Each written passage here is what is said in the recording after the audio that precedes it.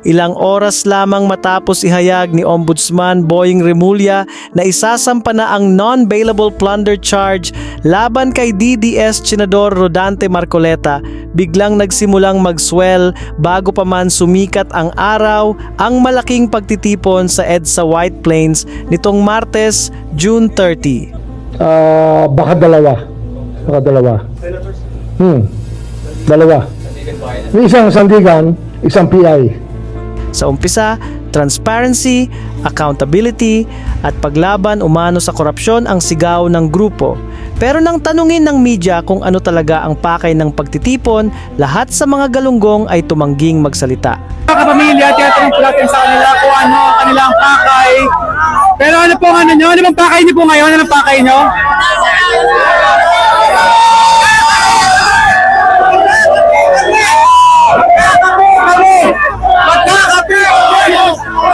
Ayan po, hindi na sila nasagot.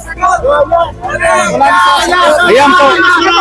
Kasi po kamati ko rin yung kanilang panic, pero sabi nila, hindi sila sasagot. Samantala, ayon sa NCRPO, wala pa silang maipakitang permit sa isinagawang pagtitipon ng mga unang oras ng umaga. General, as of the moment, 6:30 a.m. Ilan po yung crowd estimate natin dito sa People Power Monument area? More than 7,000 po yung crowd estimate natin. Paring 8,000. Pinakatanong ng karamihan, may permit ba ang INC sa kanilang ginagawang rally? As of now, wala po silang naipakitang permit. So, tignan natin mamaya kung may pakita. Habang unti-unting naparalisa ang EDSA White Plains, binusinahan ng mga naipit na motorista ang mga humarang sa kalsada.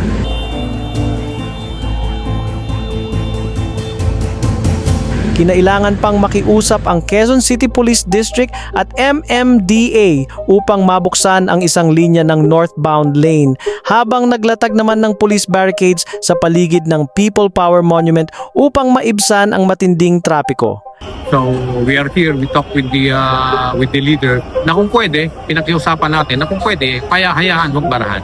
So, yun nga po, napagbigyan tayo, kaya nagkakaroon po ng flow ng General, Pero ang mas malaking tanong ay hindi tungkol sa trapiko, kundi tungkol sa timing.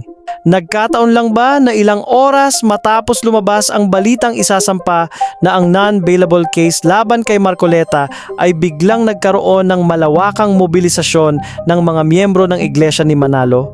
Sa entablado, isa sa mga nagsalita ang bumatikos sa gobyerno at nagparatang na inuusig umano ang isang hindi niya pinangalang tao na tumutulong maglantad ng korupsyon sa gobyerno. Lalo kong nakakabahala na kung sino pa yung tumitig para matutunan yung mastermind ng korupsyon. Sila pa ang iniimbestigahan. Sila pa naiskasuhan. Mga kababayan, saan po kayo nakakita na yung tumutulong sa investigasyon para mapalitaw ang punot-dulo ng nakakatakot na nakawan sa gobyerno ang siya pang sinisiraan? Hindi po ba masyado namang halaga na concerted effort ang mga ito? Kung si Marcoleta ang tinutukoy niya, malinaw na maling naratibo iyon o fake news. Hindi bagong impormasyon kay Marcoleta ang umano'y malawakang katiwalian sa flood control projects. Noong 2019 pa lamang, kasama noon ni former Camarines Sur Representative Rolando Andaya Jr., inilantad na niya ang mga alegasyon ng anomalya sa flood control sa Department of Public Works and Highways. Now for 2018, City Leoncio Construction Trading bagged at least 36 projects. Now who is Romeo Sicat Jr.? Romeo Sicat Jr., also known as Jojo, is the husband of Charlotte Justine Jokno Sicat. Charlotte is a daughter of DBM Secretary Jokno. Romeo Sicat Jr. is a son of Esther Hamor, Vice Governor of Sorsogon, and now wife of the Kasiguran Mayor Edwin Hamor. As the legal wife of Romeo Jr., Charlotte Jokno could be considered as a co-owner of what Romeo Sicat owns in Arimar Construction Corporation. Alam na niya noon ang sinasabing sistema. Ang tanong, ano ang ginawa niya sa loob ng 6 na taon? Kung talagang may ebidensya ng sistematikong korupsyon, bakit walang naging malaking resulta? Bakit walang napanagot na malalaking personalidad? At bakit ngayong siya mismo ang nahaharap sa posibleng pag-aresto ay saka muling ginagamit ang isyo ng korupsyon bilang panangga sa pananagutan? Hindi persecution ang tawag kapag may iniimbestigahang opisyal batay sa proseso ng batas. Hindi rin automatikong whistleblower ang isang politikong matagal nang may alam sa isang issue pero walang naipakitang konkretong bunga ng kanyang mga naunang akusasyon. Mas lalong hindi dapat ginagamit ang laban kontra corruption bilang political shield. At dito pumapasok ang mas malawak na implikasyon.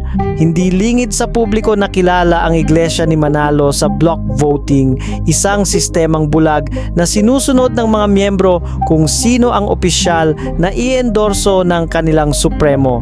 Hindi rin lihim na si Marcoleta ay matagal ng kaalyado ng kampo ni dating Pangulong Rodrigo Duterte at kalaunan ay hayagang nagdeklara ng suporta kay Vice President Sara Duterte.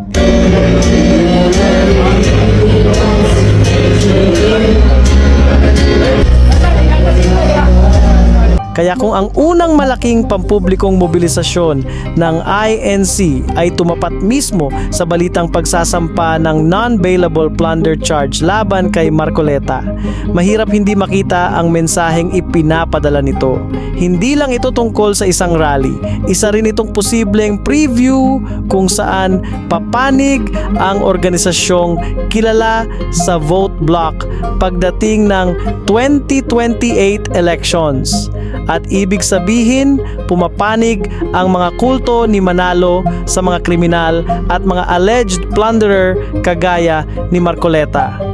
At maaari pong isang araw, hindi po natin alam kung ngayon o bukas, sa makalawa, ay iahain po sa akin ang warrant of arrest upang ako po i-arestuhin, upang hindi ko na maipagpatuloy ang aking gustong mangyari na matukoy po natin ang mga may kagagawan ng lahat ng ito at mapanagot natin sila. Karapatan ng bawat Pilipino ang magtipon at magpahayag ng saloobin. Ngunit may kaakibat itong responsibilidad, ang magsabi ng totoo, sumunod sa batas, at huwag gawing depensa laban sa legal na pananagutan ang salitang persecution.